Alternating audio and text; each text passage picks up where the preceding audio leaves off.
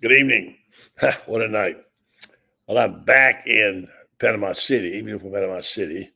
Left at 4:30 this morning, and I'm feeling like, well, crap, okay? But my buddies are going to bail me out tonight. Help me out. Ben Troupe standing by in Orange Blue Room. We'll have Loren Meadows. Franz will be here, and then we'll have Kevin Brockway from the Sun to keep up what's going on in Gainesville. Sometimes it's just exhausting, isn't it? It's just exhausting. Do the best we can. No music tonight because everything I'm doing driving is looking different for whatever reason. So I'll let Ben sing. So stand by while we tell you what's going on. It's Ben Troupe. And we got to talk some ball and what is going on with the next thing with Billy Napier. Good evening to you, Ben. I'll say it's time again for a Buddy Martin. There's the music. Okay. I like your little I like your jingle though. I like your theme song. No, I agree, buddy. A lot has transpired in the last 3 or 4 days in Gainesville. We learned how to make headlines just by doing press conferences and who's starting and who's not on the depth chart. But I will say this, the thing about Billy Napier and the ever this door that just seems to just keep moving, the ever evolving door known as Billy Napier. I will say this about him this week. Learned a lot about himself. Learned a lot about how much passion he has for these players. And buddy, did a little damage control because I always say this about head coach. You haven't been a head coach long enough until something you said riles up. And in this case, the fan base, because the fan base was, hold on, let me say this. They was already riled up. Then his comments didn't make things. It made national news. I'm talking about the national shows. Now, he did come out and clarify. And I do believe him when he did clarify it, because he had to clarify it. In this case, buddy, he had to clarify it. But let me say this about Billy Napier. Look, nobody wants this team to succeed more than him. And not just, obviously, for individual reasons, but it just ain't translated yet. I'm going to tell you why I say that. Yes, last week is over with. Thank God it's over with, and it was ugly, right? What you think going on right now? What you think going on right now in Tallahassee? What you think going on right now what you think going on right now in Baton Rouge? What you think going on right now at Clemson? So, and I'm not bringing attention to those coaches to say, look at them. I'm saying somebody told me this. Somebody said, I was on the show and somebody said, Ben, half the schools lost week one. Not just Florida, half. So everybody that played, half of them won, the other half lost. Now, Florida, he said, y'all make national headlines because y'all are a national brand. So what goes on in Gainesville is huge. But I will say this. I am never going to make excuses for Billy Napier. But I'm not going to let the players off the hook. And the reason why I say this, buddy, is this. Sometimes we talk so bad about Billy Napier because two things. He's a head coach and he's a grown man. So we can talk about him. He can handle it. That's a part of his job. But sometimes we be doing our best not to really talk about the players. And I'm not saying players individually. I'm not pointing out a player. I'm just saying their play. Last week was hard to watch. I heard some Gator greats, some Gator players I ain't heard speak in a while about the play or lack thereof. But, buddy, let me say this, and you know this, buddy. I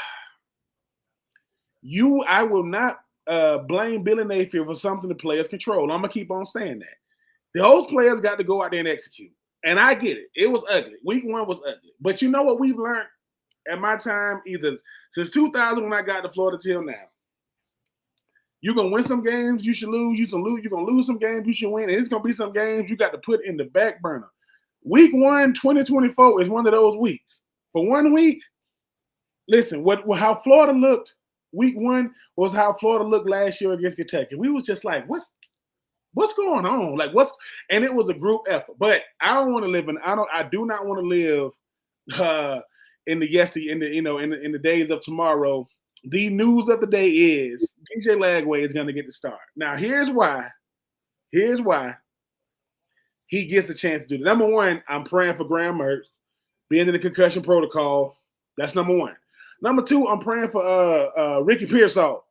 Happy that he's out the hospital, back in the weight room. Happy for him. But, buddy, this is a beautiful scenario for University of Florida and DJ Lagway, because I was in 2003 was Chris Leak's freshman year, true freshman year, my senior year.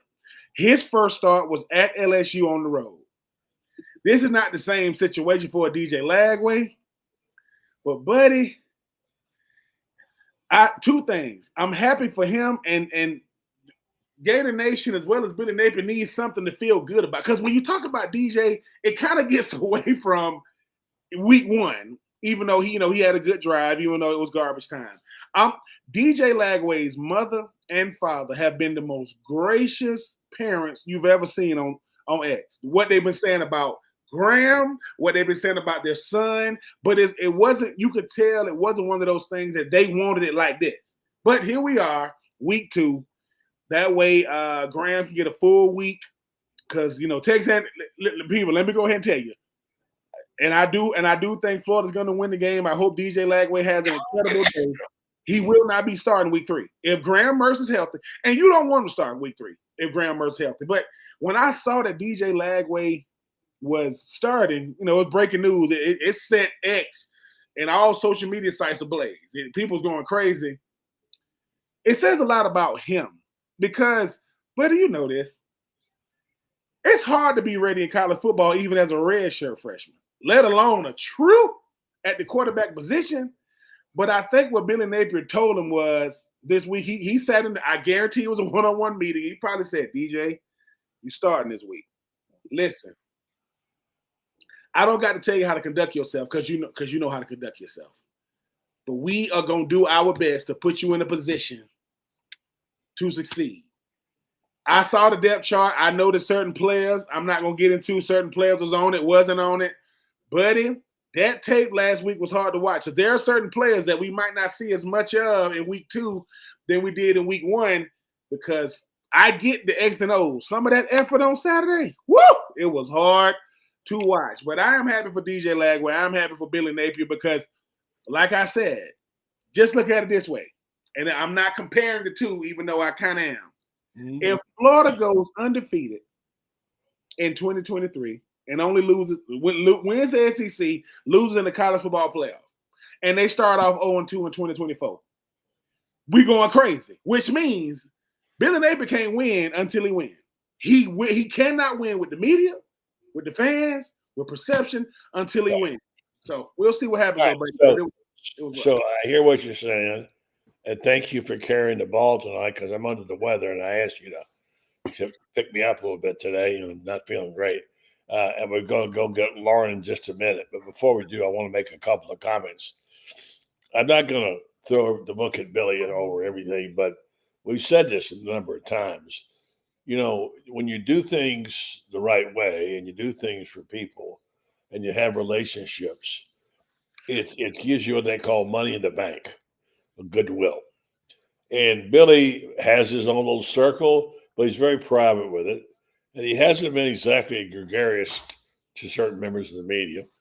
Not that the media is that important anymore. I don't mean that. But he probably wishes now he had been listened a little bit better to some people about some things they were trying to tell him, which he didn't buy into. But we're not going to hold that over his head. But it's time to pay the piper. Yeah, you don't take care of business. So we'll see what happens. And I want to say this: change is coming. Oh yeah. We might not like some of it, and in its own way, despite the fact that Graham Mertz had little or nothing to do with it, it's refreshing to see DJ Lagway out there on the field. I know it's unintended circumstances, but I am glad to get a chance to see him and baptize him under fire. I think this kid's great. I don't think Graham Mertz is a problem. No. But by the same token, if you're talking about next year, pretty soon that's what I'll be talking about. I want to see Graham Mertz. I'm excited to see him. So, all right, let me tell you about my friends over at Meldon Law. Good people. They always sponsor our shows. We're grateful for that. I want you to know about them. The only injury law firm at the University of Florida, their official partner. There's a reason, because they're good people. They can take care of your needs. They're smart at what they do. And Meldon Law is where you want to go if you have an issue legal to deal with. Jeffrey, of course, is a great Gator. He loves rooting for the Gators, and he buys tickets and gives them away and sponsors stuff. And so we all know about Jeffrey. I went to his birthday party last week, and it's great to be with him. So Meldon Law, they're there. They got offices in Ocala, Gainesville, Wilson, Lake City. Check them out if you want to review your case or whatever. Meldon Law is the place to go. Meldon Law, they won't back down. Now, let's go see if we can find Loren. He was here earlier. I don't know if this new setup, if I can find him or not. Are you there, Loren? I don't know. All right. So, yeah, this whole thing is new to me. I don't know. All right, we're going to start doing this. Listen, for you listeners, what we're going to start doing. Hold on. There he is. There he is, that handsome rascal. Last night, star of the stage and the screen. Oh, God. What's up, Loren? How you guys doing? Good to see you, Ben. What's going on, Loren? Loren is a humble, you know what I'm saying, local superstar around there. You know, Loren's gonna be humble with it. But Loren been walking with the missus, people running up to him saying, "You Loren Meadows, right?" Hey, bro, don't run up. Yeah, it's me, but don't run up on me now. I'm still from Ohio. You don't do that. I'm cool with you. Just don't run up on me, man. I got to stay ready out here in these Gainesville streets. Nah, man, I'm just you know, it's a pleasure to get to bump elbows with some of these Florida greats, man, and had a real good conversation with Chris Doring last night. Got to talk a little X and O's, and that's what I love, man, is being able to sit can down. You turn your mic up just a little bit? We don't have it. You got me now? I think so. Maybe just sure, yeah. Just being able to talk, you know, X and O's with some of these guys and really understand, you know, talk the way we were taught to play the game and things like that. So I think it's just been great for me for that, and you know, just being able to give the people what they want and try to just give them what we think. I mean, we're at the games, and you know, some of us played the game, and just being able to give some insights to where this thing is going, and you know, a lot of games to be played, but you know, Ben, as you know, we've talked and others, it just really didn't look good. And, you know, my thing is, I think when you get down to the football of it, I think this is a football team that has a Monday through Thursday problem. And what I mean by that is the way that things are being installed, conducted, communicated. I heard from a reliable source a few days ago that, you know, somebody mentioned the issues on defense, that they really don't even know who's in charge on defense, you know, and who to listen to. And those are issues that Billy Napier, for all the things that he does well, managing the Gator Maid and all that. I mean, a lot of that's fluff. You got to get down to the business of football and get some things corrected. And like Coach Spurs said, it's time to change. Whatever you've been doing is proven not to work.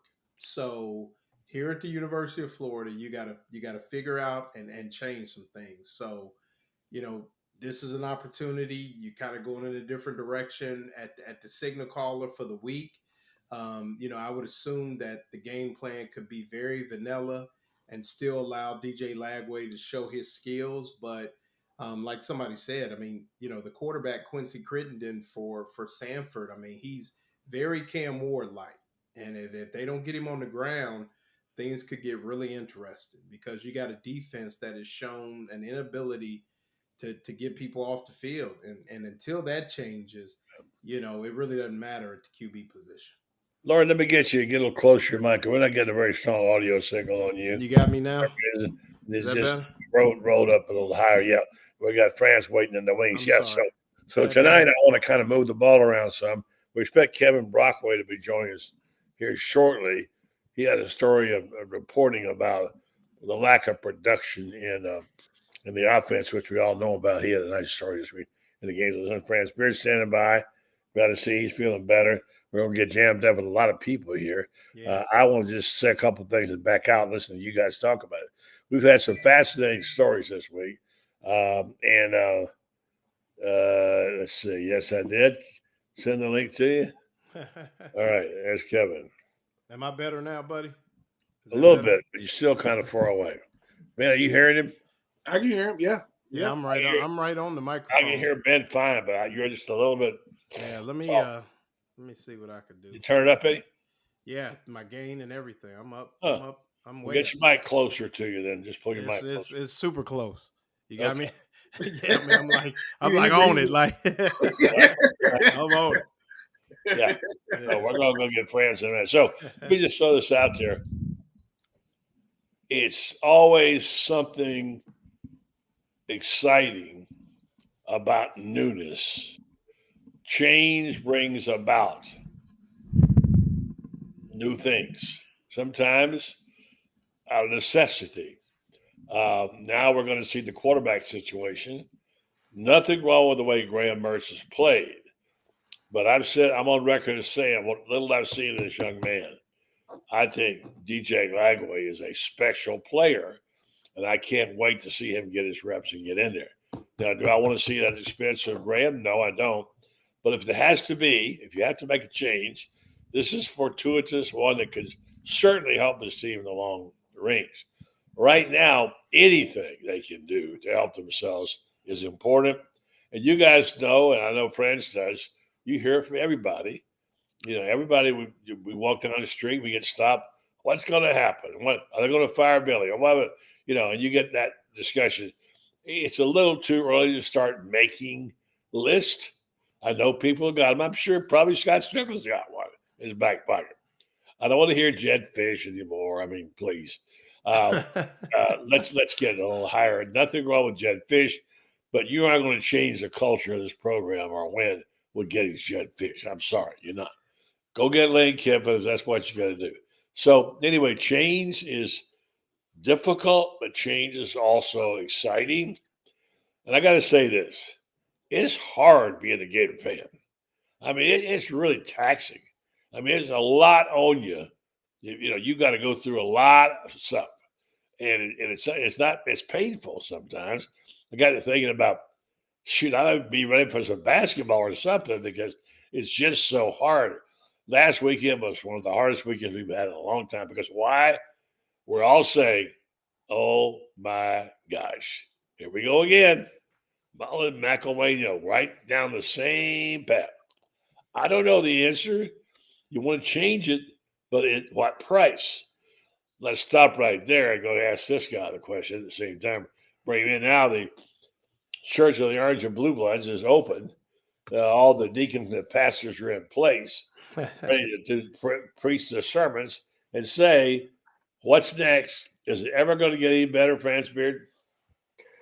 Well, if it doesn't, then we're going to have the revolving door again.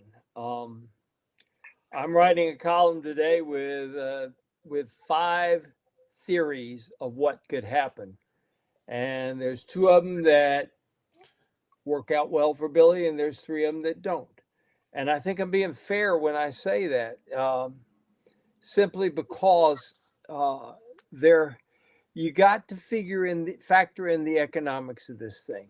And you cannot afford to lose boosters who may not only donate money, cash that keeps the program going, but also donate NIL money that keeps the DJ Lagways from taking an offer. Because trust me, if Florida fires Billy Napier, you know who the first 2 people are going to offer DJ Lagway a big NIL contract?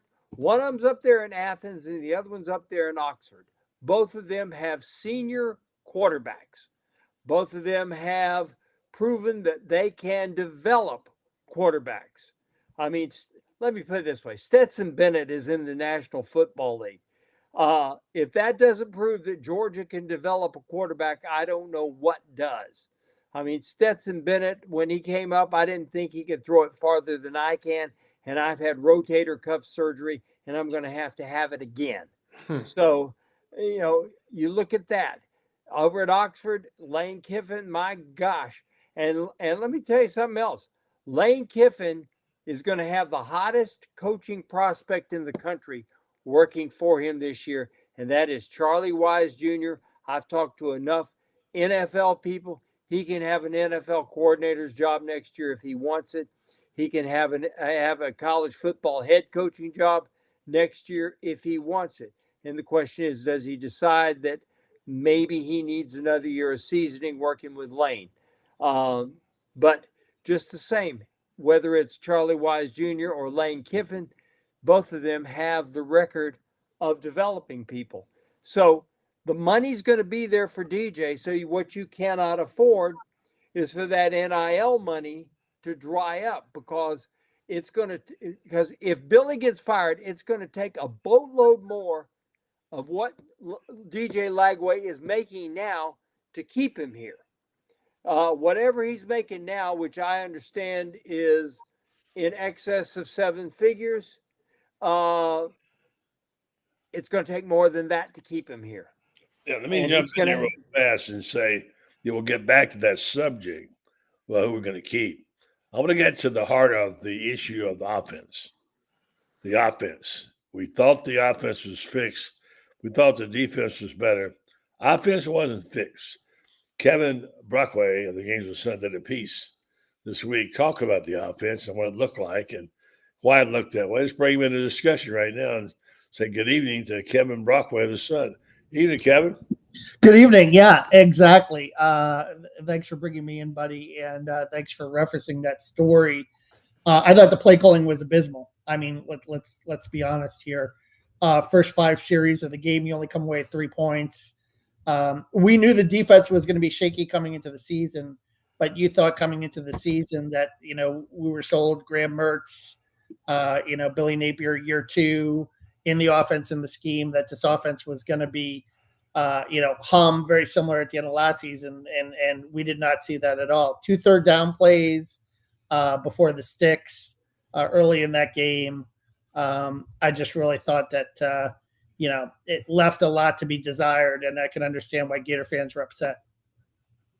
Kevin, let me ask you. Oh, go ahead. I want to ask you. I mean, what is in your opinion, have you gotten any indication that Billy has come to the realization that maybe, we heard kind of discussion, he kind of alluded to that in some ways he didn't think Russ Callaway was ready to take the next step and be the primary play caller.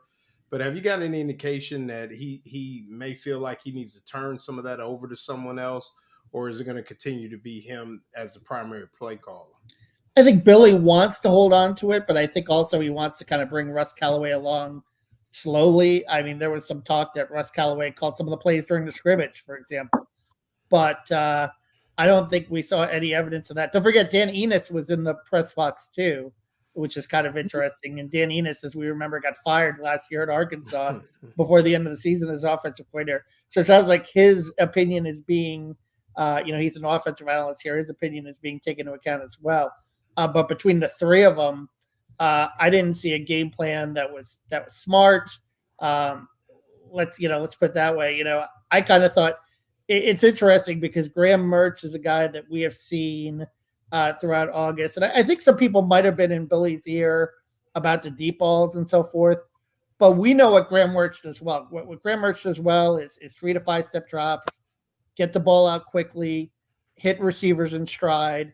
That's how Graham Mertz is going to create an explosive offensive play, in my opinion, is get, Trey Wilson on a crossing pattern, hit him perfectly in stride with his accuracy, and have him turn the corner and beat a defensive back and gain yards after catch. And we did not see that game plan at all, especially against the Miami front 7 that's going to pressure you. So I just didn't think it was a really sound strategy, considering the opponent. But we'll see what kind of progress they make in week 2 against Samford. Let me just say this, excuse me for comment about the offense. Excuse me. The one I talked to a lot of Gators, some of them well-known Gators, none of which wanted to go on the record. But one of the common criticisms at people who are high-level offensive minds, I brought the subject up, was one of the problems that when Billy's offense came on the field, he didn't set up his plays. He didn't run one thing to give you a look and then come back and give you something else. The great play callers know how to do that. Miami did it, and it seemed like it was predictable. You saw the story where the Miami staff said they knew Billy's plays because it was the same thing they've always been, that certain sameness. That's what's wrong with the offense, and how do you fix it, Ben? Start with you, go around the horn. I mean, it's hard to fix the offense, after the first game of the year because put in most of everything you're gonna run. I think the thing about this offense right here, there is no creativity. And the thing about college football is, the best teams, then it's not like they're running a lot of plays. They give you a lot of formations.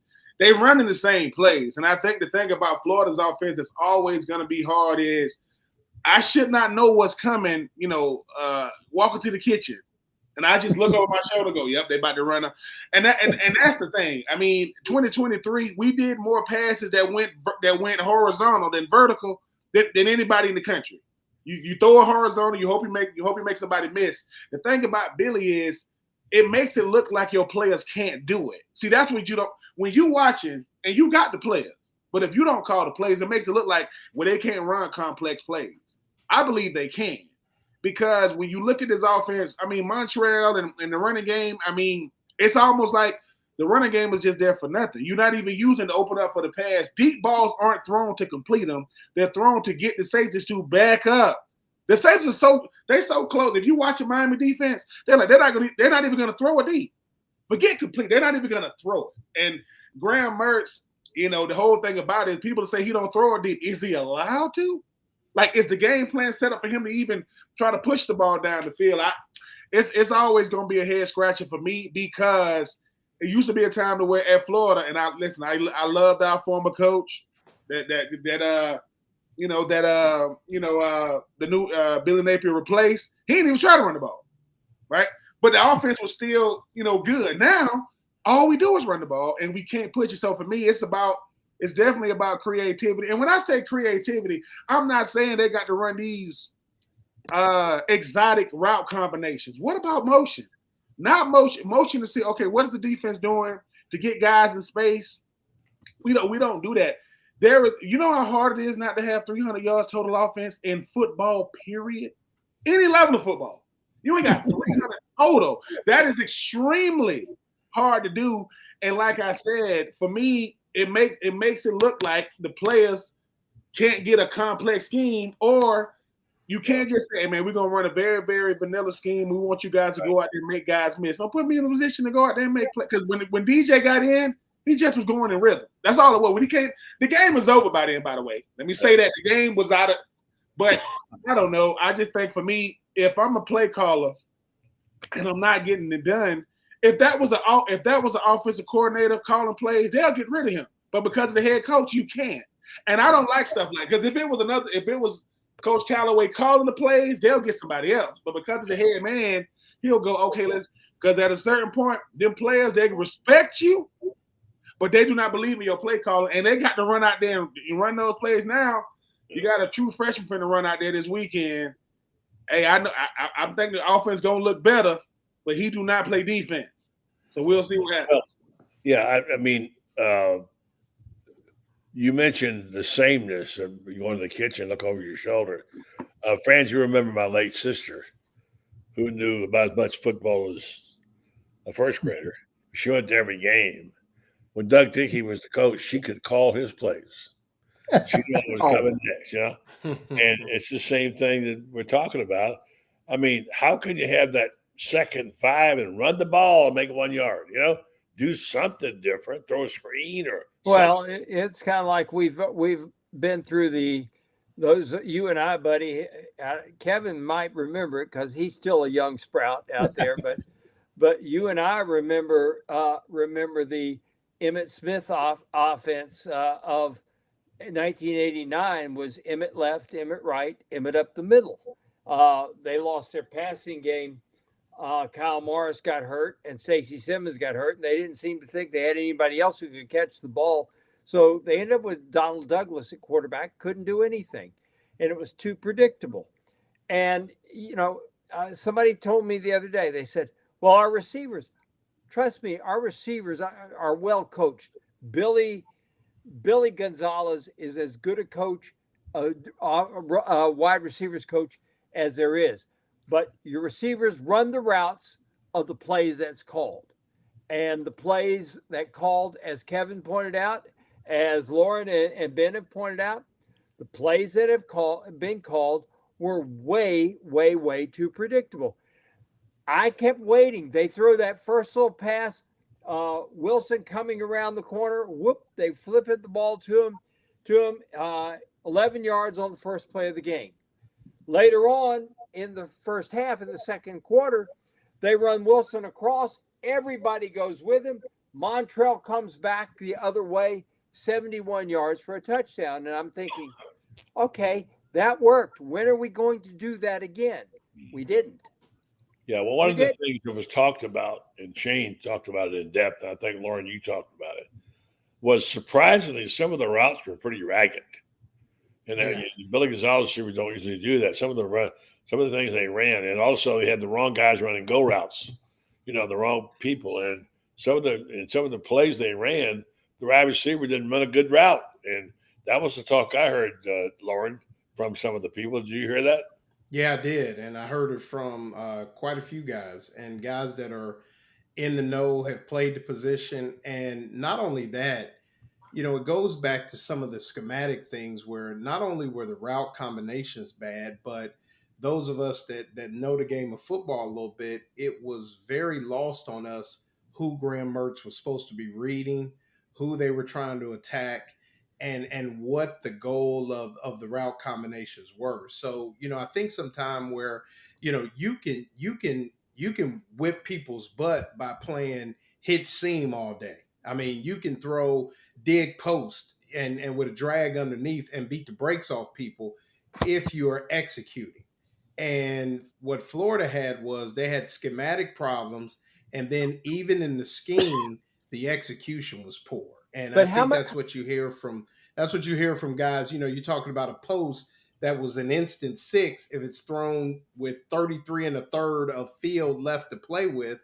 And you got guys that you got the Chris Dorings of the world, the Shane Matthews, who like, oh, that's taking candy from a baby because you're open, and we're not throwing guys open even when the technique is bad. You're not going to run a perfect route all the time. It does not happen. But when you have a situation where your defense wasn't playing well and the offense has little room for error, you can't be. I mean, you had Arliss Boardingham drifting on an out route that was thrown late. He drifted 7 yards deeper than he needed to be based on the coverage.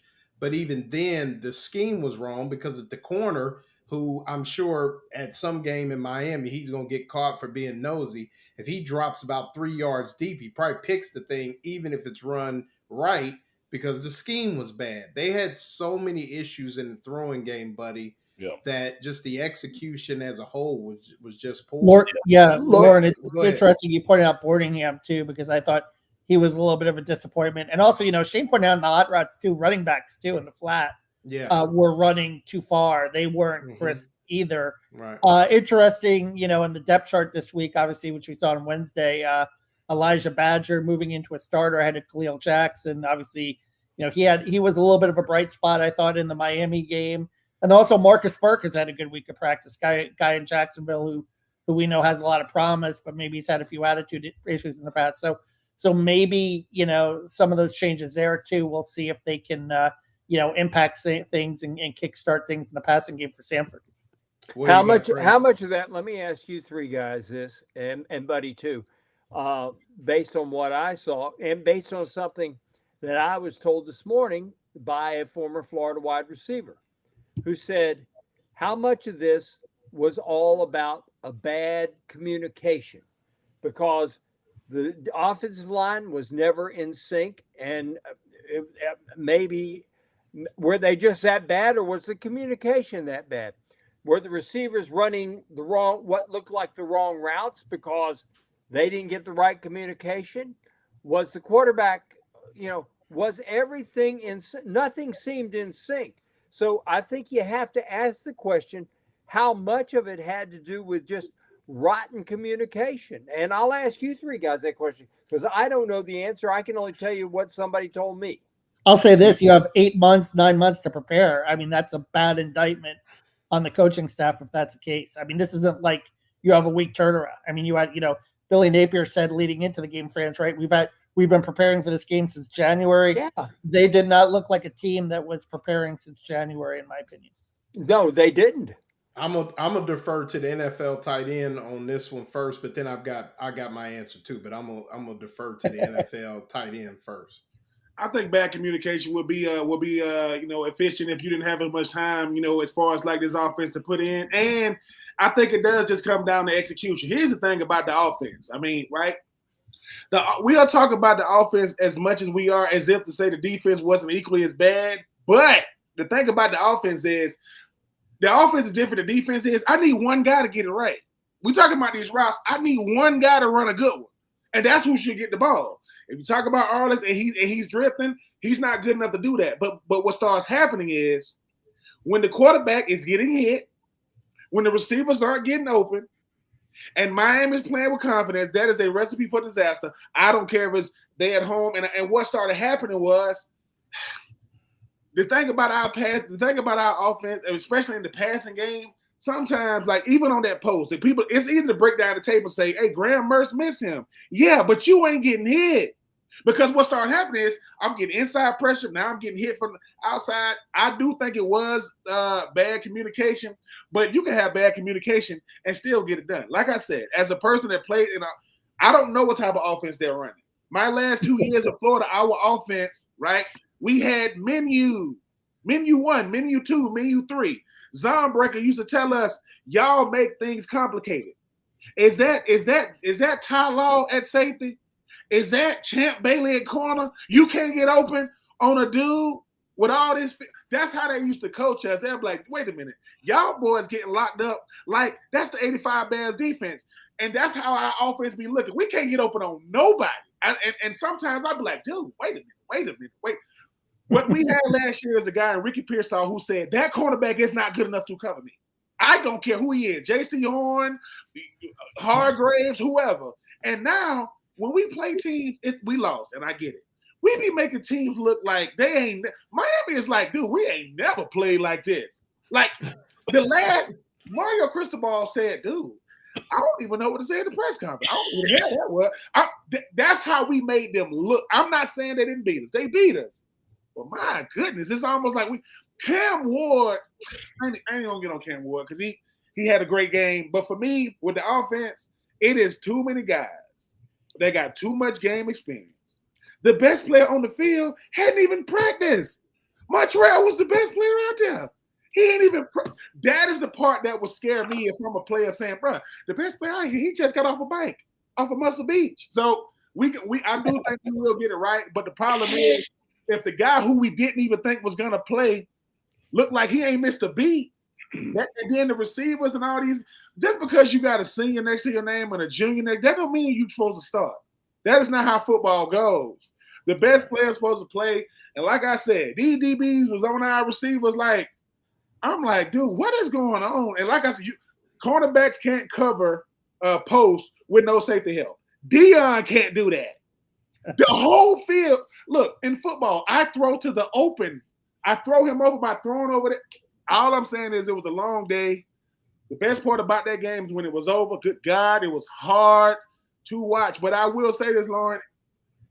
It's easy to say it's bad communication when it go bad, right? But guess what? When we win, we're going to run in the same offense. It's going to be the same.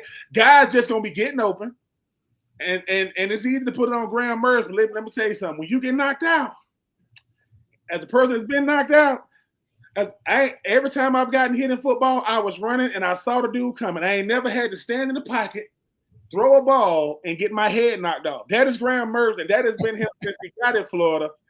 DJ Lagway, listen, drink your milk, young man, because if you think that old line they're going to be better this Saturday, but improved don't mean it's going to look good. But it was bad communication. I'm never going to let them use that as an excuse. Go out there next year, man. It was hard to watch. That was rough. I was talking to a well-known Gator today, and bad communication. Whose fault is that? Well, I don't disagree. Who is the fault? I don't disagree that it's the coach's fault on there. Of course it is.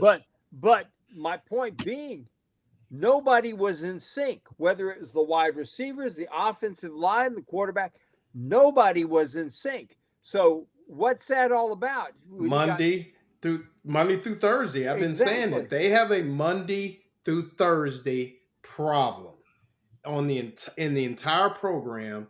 They have a Monday through Thursday problem. The things that they need to work on, like Chris Doring talked about, running routes on air. Routes on air. So they ran thousands of hours and hours of routes on air. And I'm going to tell you, man, as a former receiver, routes on air is two cool things about routes on air. Routes on air is one thing. The ball don't never hit the ground if you're a good football team. So it's like poetry in motion. And Ben knows this. But number two is you can simulate different situations. So in that situation, you say, hey, Elijah, you're going to run this route. This route is designed for you. Some post routes, you're just clearing out. And hey, you look up, you're like, oh, I'm wide open. And you might just kind of run. But when you got a route, like Elijah Badger basically had a hem route on that post. And instead of running, driving the guy's outside shoulder, sticking that outside foot in the ground and breaking hard to separate. That's where the separation occurs. He didn't do that. And then he wasn't on the same page. But like in that case, they should have been saying on this play, this is what we're going to get. When I break, run me to the field. Run me to the field. But when that happens? Monday through Thursday. When you buckle up to play against a team that's got a quarterback that's going to be all over the place and a pretty good running game with two returning starters on the offensive line, Monday through Thursday. You get ready to kick people's teeth in Monday through Thursday. So I agree, Franz. It's not I agree. It's the communication, but ultimately it falls on Billy Napier because and go ahead, Kevin. I mean, it just falls on that Monday through Thursday. You consistently see a team that's not prepared to play on Saturday. Loren, you mentioned routes on air, I thought, which was interesting, and that sounds to me like extra work, after practice. We saw Ricky Pearsall work. We saw Ricky Pearsall work his way into being a first-round pick. We don't know for sure, but is this a little bit of an indictment on maybe some guys not putting in that work that's necessary, or what are we saying here? I mean, you pretty much work routes on air. I mean, there's usually pretty good routes on air, period, in practice. We get to see it a lot, which I will say this, and I hate saying this. I've always thought this, and I guess I should have said it sooner, but I was trying to just we see routes on air a lot, Kevin, when we go to practice. Yeah. Correct? And it's really not that long. And I always think, man, they don't, it's not that long. So my question is, and I agree with you, maybe they either need to extend the period and or maybe stay after practice a little bit more if they feel like it, because, their routes on air period between the receivers and the quarterbacks, from what we see, Kevin, is about 7 minutes? And that ain't long enough to get it done. I mean, Ben, that don't even happen. I mean, but even with that, I mean, they used to tell us, listen, practice, they used to call it the proving grounds when we used to practice. They used to call it, after practice, man, is your priority. Think about this. You only get so many plays in practice because you got to be able to work the whole thing. That's what quarterbacks and receivers, tight ends build confidence. And they used to, because what it does is it's saying, look, man, there's going to be times to where you're going to have to make a throw and know my body language. You're going to have to know, hey, man, I know I'm 2003, we're playing at South Carolina. Chris Leak threw me a pass. To this day, I'm saying, who is he throwing it to? I'm saying that while I'm running. The ball is in the air. Who is he throwing that to? He's throwing it to me. He threw it before I broke. He threw it in at South Carolina. Because I'm running routes to do two things, get open and protect him. That's what Ron Slick told me. You got to get open to protect him. He's 18, you 21. When he threw it, it was an ill-advised throw. Guess what? He's 18, starting in the SEC. I had to come because football at a certain point got to be, man, I don't want to let these dudes down. I don't care about individual accolades. That comes as a byproduct of how you play. Some of these dudes, I'm telling you, I'm telling you, lies have to stop being told to yourself when you look in the mirror. Because I don't care. Listen, my mom and daddy love me, and I'm pretty sure they didn't tell me what they really want to say when, because I'm their son. When I used to walk off, they'll say, he got to play better. My mama wasn't built like that. My mama said, boy, you playing timid. Mine wasn't either. My mom told me to my face, boy, you play timid. Now, here's the thing. I'm out eating my dinner after the game, Franz, and Kev and Loren and Buddy. My mama telling me, Boy, you play timid. I'm choking on my food. I want to say, lady, who are you? Who is you? But here's the thing. Because I came from her, she ain't got no reason to lie. The fans gonna lie to me. They're gonna patronize me. And my daddy said, boy, we traveled a long way to see this now. We traveled a long way to see it. Some of these players gonna have to ask themselves at a certain point, throw Billy Napier out for a second. I get it. Throw the D coordinator out for a second. You play. When I play, you think Alex Brown would say something to me, and I play offense. Gerard Warren would say something to me. And I think for this team, I guarantee you, if I cannot call you out as a teammate, we ain't gonna win a lot of games. Because I can't. Player-led teams are the best, and I guarantee you, I didn't like Alex Brown and Gerard Warren and Kenyatta Walker, but guess what? Them boys made sure they said you ain't gonna embarrass me out there, and I play offense. Hey, coach, don't put him in there. They'll say that to the whole team. Nowadays, you can't hurt nobody's feelings. Don't say that to him, Ben. That's gonna hurt his feelings. So let me get this straight. He can, as Coach Berg would say, you can listen. It ain't your fault. It's our fault because we put you out there. He would tell us that. It ain't your fault. It's our fault. Jesse Palmer, 2000, said, I'm going to be the starter of this team. Coach Berg came to the team meeting. He said, give it up for Jesse Palmer, clap it up for him because he's an idiot. He said this in front of us. He didn't say it because he said it to the Gainesville Sun. Now, Jesse Palmer wanted to say something, but he ain't going to say nothing to Spurrier. Because you know what Spurrier told him? It ain't this team you got to worry about. Well, we got a boy named Rex. That's who you got to worry about. Who ended up starting? Rex. It wasn't no favoritism. I guarantee you, when it comes to this team, Billy Napier got to take the bumps and bruises for everybody to watch it in press conference. He got to deal with it. Could you imagine if some of them players had to step up there and answer them same questions? It's going to turn real ugly because they're going to say, you need to get off me. You playing. So I'm going to blame Billy because he gets paid a lot of money and he's a grown man. But what I really want to say to these players, I love them too much. I feel like Deion Sanders when he's talking about cornerbacks. I can't say what I want because Loren and Kev and Buddy and Franz, at a certain point, it is the players because players make plays. Coaches can call the worst play. I played for the Raiders when they had Lane Kiffin as the head coach. I played for Lane. And we had Jamarcus Russell at quarterback. It was over, but we got to the stadium. It was a wrap. But guess what? They paying us. I also played for John Gruden with the Bucs. So I know great play calling, and I know the Raiders. So all I'm saying is, at a certain point, these players got to run up there and say, hey, listen, coach, don't say nothing. It's on us. It's our fault. Because if they ain't looking at it like that, if they going home saying, coach got to call a better play. Were you drifting, Ernest? Mama, you knew I was drifting? Yeah. That quarterback should have picked it off. I'm telling you, these people know what we're looking at. It's more than just analysts that know what they're looking at. And if you watch Florida on Saturday, people pay good money for their cable, man. They pay good money for these apps. Jesus Christ, that was rough. Great stuff there, man. Great stuff. Now, hold on. Excuse me. One thing I want to say. Now, I told Kevin I was going to keep him 10 minutes. I already had him like 30. So for Kevin, if you got to go, I understand. Kevin is the man, by the way. If y'all ain't reading Kevin, guys, you need to read. I was going to absolutely. Say, yeah, thank you guys for the kind words. Yeah. I wanted to say, let's get down to the real gospel here on the Church of Orange and Bluebloods tonight. This is the words we don't want to have to say. This is what the Come to Jesus meeting is about. When you say, what's wrong? Now, what we don't want to admit is that Billy is not able to coach at this level. I'm not saying he is, but you have to say that is on the table. I mean, it's a terrible name, but Sunbelt Billy is what it is. And the question is, are the players good enough? Now, that's the heart of the argument. If you want to get right down to it and say it, you can I'll give each one of you a minute to talk, 30 seconds to talk about it. But are they good enough? And is Billy the right coach? Before you do that, let me say this program is brought to you in part by TitanMRI.com. If you need MRI and you're in the Ocala, Gainesville area, I encourage you to check out TitanMRI.com.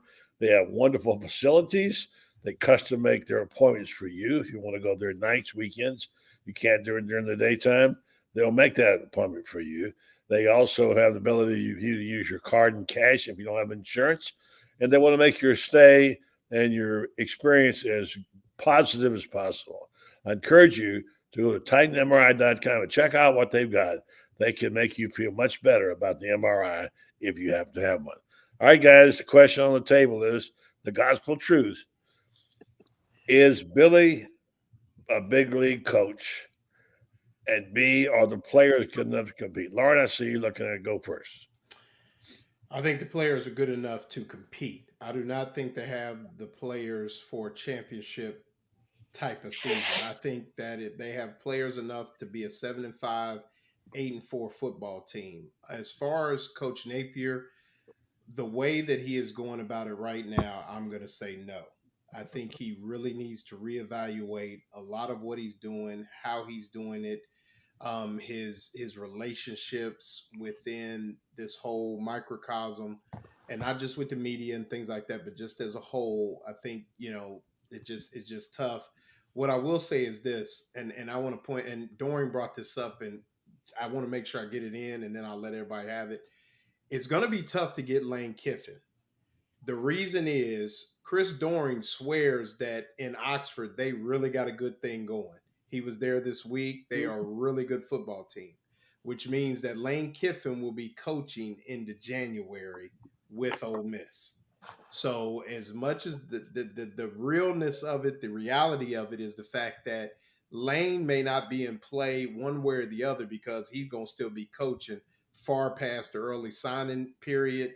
And unless they're just going to murder the transfer portal, I think from people I've talked to, Lane's going to be coaching into January. All right, Franz, is Billy the right guy? And are the players good enough? I agree with Loren that they've got good enough players at this point in the development to win 8 ball games.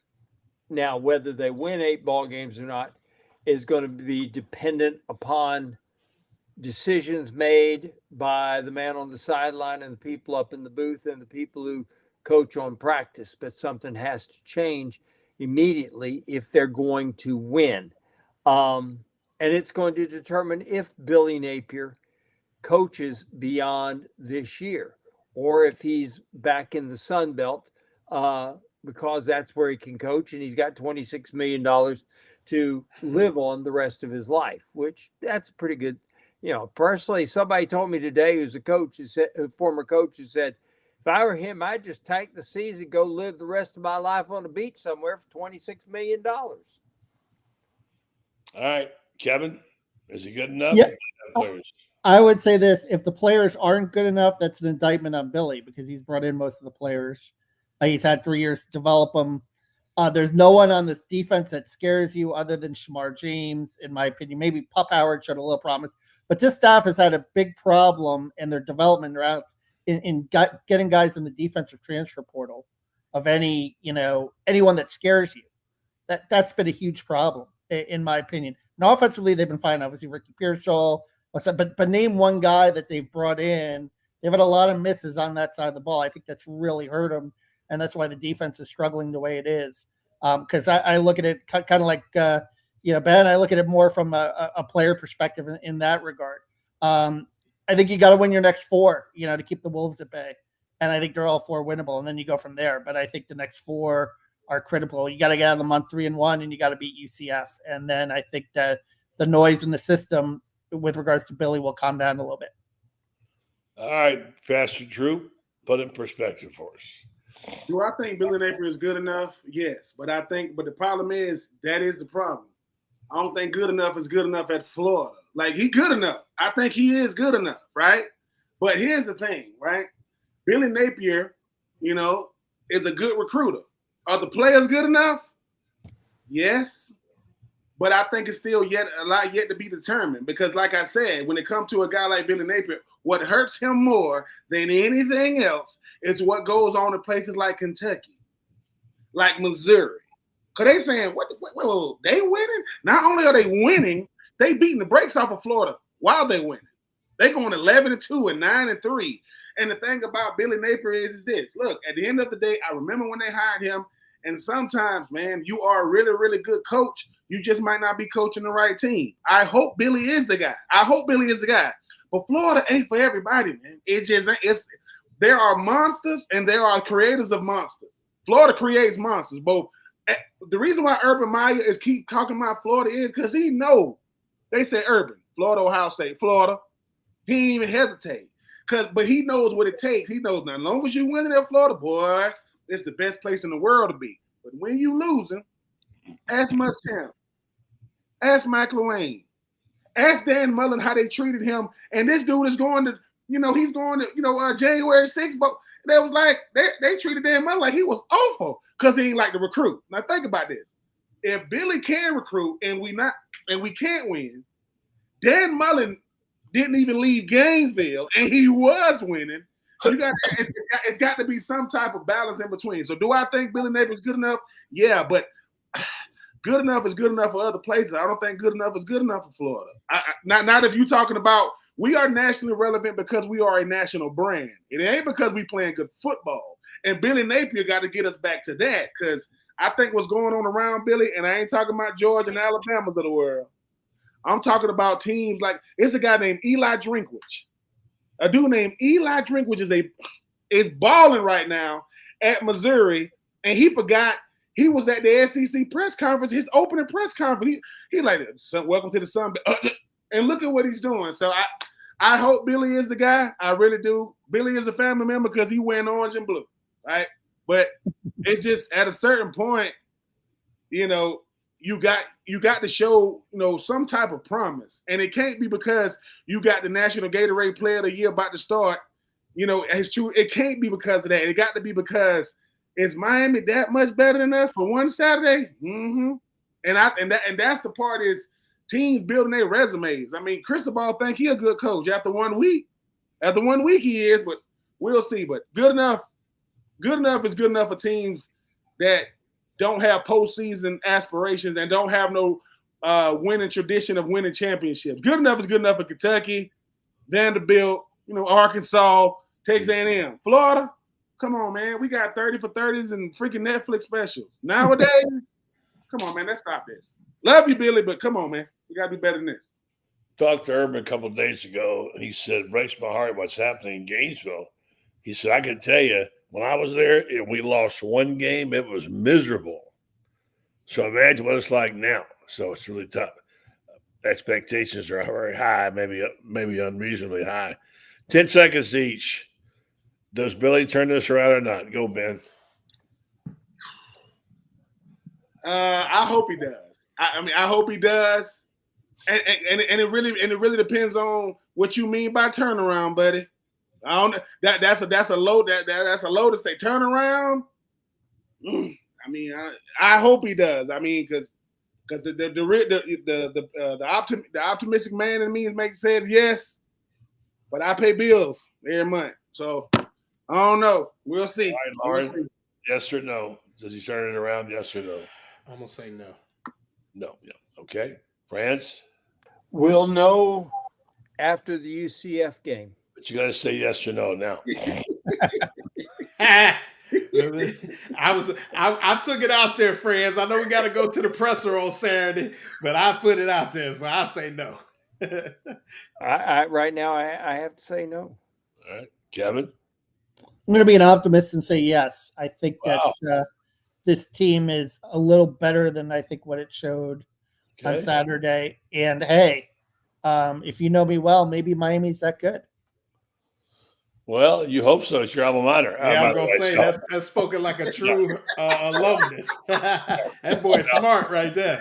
All right, guys. Great job there. And I was going to say no, and Kevin talked me into it. I'm going to say yeah. Okay. You only saying that because DJ Lagway starting on Saturday. I know. I love DJ Lagway. I think it's great. I love it. You know how I feel about DJ. I predicted greatness before he ever set on his foot on the field. You did. You called it. I love DJ Lagway for two reasons. Because he played for Florida, and I have to. It ain't like I can't not love him. Kirk Cousins is my quarterback for Atlanta. Leave me alone, man. I'm trying to have a good day. He's a great kid, though. I will give that. I spent some time with him. I'm looking forward to it. He is a good kid, man. As a I was trying to be professional, but I was, biting my lip to keep from cheering in the press box, guys. There's a new cheer out now. It was very hard. On Saturday. Conflict. There's a new cheer out now that says it's hard to be a Florida Gator. Okay? Hey, Kevin must have loved it when he heard the Miami fans saying it's great to be a Miami Hurricane. He must have loved that Saturday. Plagiarism.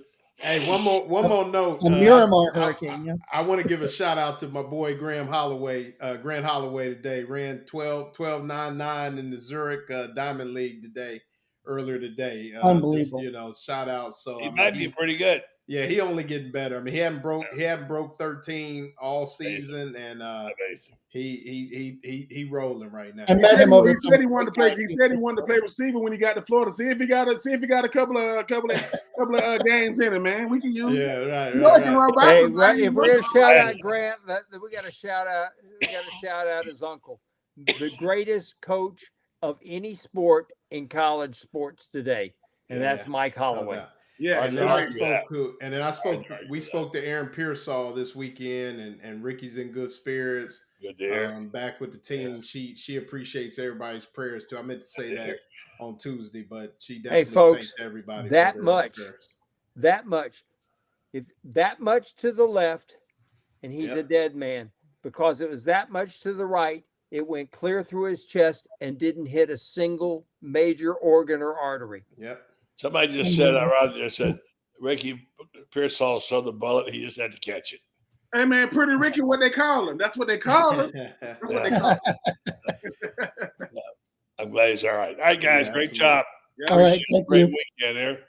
Enjoy the A lot game. of fun. Thank you, guys. Thanks, guys. Appreciate it. All right, another meeting of the Orange and Blue Bloods, Church of Orange Blue Bloods. Appreciate my guys tonight carrying me through that. Good crowd tonight. Thanks to our sponsors.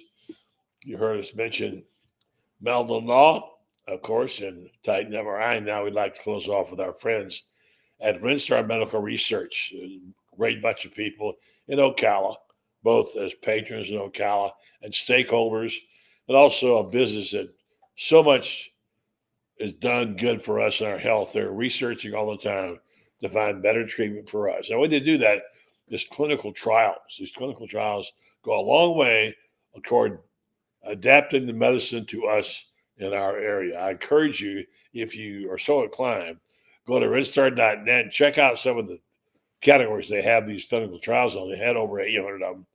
You can take part in it, get compensation for time of travel. You might get some investigational medicines or devices you wouldn't ordinarily get at no charge to you. And also you'll be helping your community and helping yourself, knowing more about our health. Rinstar Medical Research, seeking tomorrow's answers to the health questions of today. Well, I normally would have music playing saying goodbye to, but I don't have it today because it's hiding from me. So we'll just say good night, good show, and we'll catch you on Monday. Have a good night, folks. We'll see you then.